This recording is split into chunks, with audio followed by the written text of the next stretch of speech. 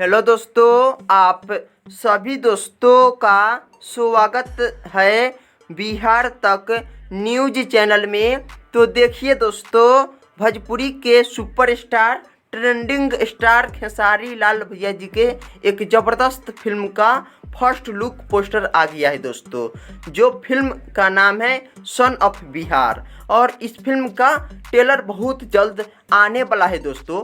अनुमान और उम्मीद है दोस्तों इसी सप्ताह सन ऑफ बिहार फिल्म का फर्स्ट लुक पोस्टर यही है दोस्तों। देख सकते हैं कितना प्यारा और गजब का लुक है दोस्तों।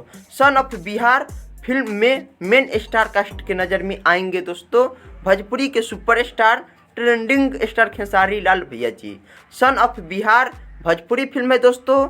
इस फिल्म में सबसे ज़्यादा इंटरटेनमेंट से भरपूर, पारिवारिक, इमोशनल और थोड़ा सा राजनीति से संबंधित होने का उम्मीद है, ऐसा अनुमान और उम्मीद है। बहुत प्यारा और गजब का फर्स्ट लुक पोस्टर है दोस्तों।